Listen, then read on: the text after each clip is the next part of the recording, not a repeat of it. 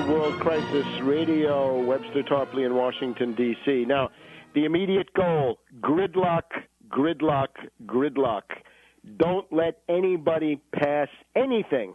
Not Obama and the Democrats, and certainly not these reactionary Republicans either. They have an idea of how to strip you of your economic rights and your right to health care in a different form. The Republicans make no bones about the fact they believe you have no right to health care. Obama seems to suggest you do, but then he's going to put you in front of the death boards. So you get the idea. Obama operates under fakery, dissembling, lying, deception. The Obama strategy is to obtain an individual mandate where everybody will be forced to buy insurance. This is what we have in Massachusetts right now, thanks to the asset-stripping hedge fund hyena Mitt Romney. Look at the Massachusetts plan. This is Obama's goal. Everybody is forced to buy insurance. There is no single payer. There is no public option. There is no government plan. The Republicans obviously find it very convenient to attack Obama on these issues. Obama has paid lip service to single payer and to a public plan or government plan. Why? Because 65% of the Democratic Party wants that, especially the single payer. So he has got, in order to get elected and in order to keep duping his own base, Obama's got to talk about single payer, and he's got to promise to have a government plan or a public option. But this is what he's going to dump. Take a look at the leaflet on the left opposition to Obama. You'll see that Senator Max Baucus, the Democratic poobah of the Senate Finance Committee, says, no, we can't have a public plan, no public plan. Kent Conrad, another Democrat there from the High Plains, North Dakota, I think, says, no, sorry, no public plan. Durbin, this is the most interesting, Obama's close crony there from the Illinois Bipartisan Combine, who's also, I think, the House, the Senate Democratic whip. Durbin says, no public plan. There will be no public plan. So that's important for leftists to know it. When you've been promised a public plan, Obama will drop that so fast it'll be astounding. But also, you right-wingers, remember, you are being put into motion on the idea that there's the danger of a government plan. There is no such danger. There's going to be an individual mandate. You will be forced to buy insurance from a private insurance company. What can we say about the private insurance company? It's going to be bankrupt.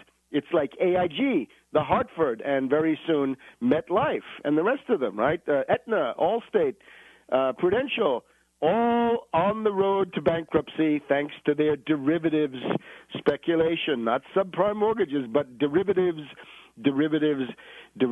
So you're going to have to deal with a private insurance company. The whole point of this thing is to bail them out because they are bankrupt. They've got to get their hand in the public till systematically and forever, the same way that the banks have. You've also got to realize that these companies are totally deregulated. There is no patient's bill of rights. The Democrats promised that they never delivered. They are completely deregulated. You can't sue them. You cannot sue an HMO. It's almost impossible to sue a private health insurance company. How about some tort reform there? Let's make it possible to sue them. This is not what the Republicans mean when they say tort reform. By the way, to a Republican, reform means you take people's rights away and you call that reform. Same thing for Obama, really, except his lying is a little bit more convoluted. So it's going to be a private insurance company, which is essentially bankrupt and deregulated. You can't sue them. Your life depends on it, and they're going to try to deny you care. So you can choose between the devil and the deep blue sea, unless you go with the program that I'm talking about, which we'll get to in just a second. So this is now the Obama plan. The Republicans don't attack Obama for what he really wants to do, because if the Republicans go out and say, Obama, you're a Wall Street stooge, you're in the pocket of big pharma and big insurance, that's very embarrassing for Republicans because that, of course, points back to what they are themselves. So we now have this kind of ideological hall of mirrors where Obama comes out, he's the Toreador, and his true program is the Massachusetts plan, right? All private insurance, and you have to buy from them. But he's got this cape for the sake of his dupes on the Democratic side, which says government plan, and then there are hints of single payer, nothing serious. A single payer, of course, just means Medicare, which a lot of people have, which is very good. One of the things we want to defend. So the Republicans don't attack the matador, the real plan. They attack the cape, the rhetoric that Obama uses to try to sell this and to keep down his own base. A lot of people wonder, why doesn't Obama massively mobilize his own base? Because his own base is against what he wants to do. If you really get the Democrats riled up, it's going to be almost impossible for Obama to carry out the plan that he has the way he wants it. A lot of the people coming to these town halls are Democrats who want to know why Obama's not fighting for a single payer, which is the obvious thing for a Democrat to do. Then, of course, I would say if Obama had been sincere, he would have started with a single payer, and then he would have compromised on one government plan competing with the rest of the private insurance companies. And time will tell who has the golden ring, so to speak, in the market that they admire so much. So that is the real plan. The Republicans insist on attacking Obama's rhetoric, not his real plan. Obama hides what he's actually doing, right? He deceives, and it goes on. The urgency in all this, once again, is that the insurance companies are bankrupt because of derivatives. The pharmaceutical companies also facing various kinds of problems.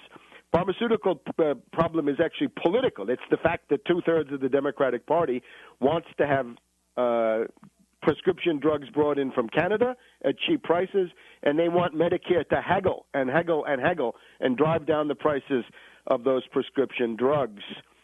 Now, of course, Obama, once again, secretly, not openly, but secretly, he never talks about it, he's never asked about it, Obama is forced to hide the fact that he has a dirty deal under the table with Big Pharma, with Congressman Townsend, somebody that he's attacked in public, to promise precisely this. Dear Big Pharma, if you support me, Obama, I will guarantee no Canadian cheap prescription drugs and no haggling with you guys using the immense quantity buying power of Medicare. No, none of that. All for $150 million of TV for the Messiah. So you get the idea. This is a market of dupes in the extreme. Now, let's see. Of the people who come to these town halls, right?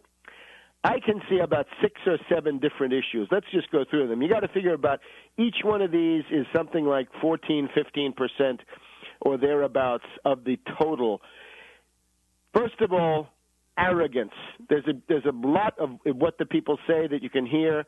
They're against the arrogance. They're against the elitism, the contempt shown. They want them to read the bill when they haven't read the bill. They don't like the rush. There's also the idea that Obama has tried to bewilder people, right? He throws out all these figures, billions here, trillions there, and so forth. The idea of knocking people off balance, keeping them bewildered, a constant flurry of initiatives, all in favor of Wall Street. So I would say one factor is the arrogance, and this is essentially the anti-ruling class part, specifically against Obama, but also the Congress. Second concern is deficits, right? Deficits that lead to increased taxation, but also closely related to this is the idea of the bailouts, right? Because it's $24 trillion, and at least $1 trillion of that comes from the Treasury. So people are concerned about deficits because of taxation, and it's the idea of the bailout is definitely there. Another factor, they don't like the government takeover. This is probably ideological, but on the other hand, if the government is Obama, who can blame them?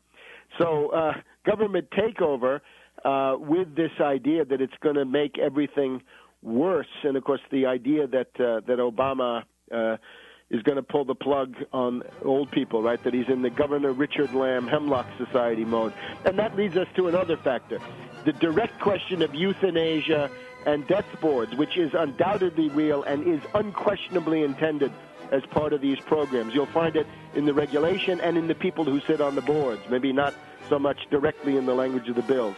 Back in a minute.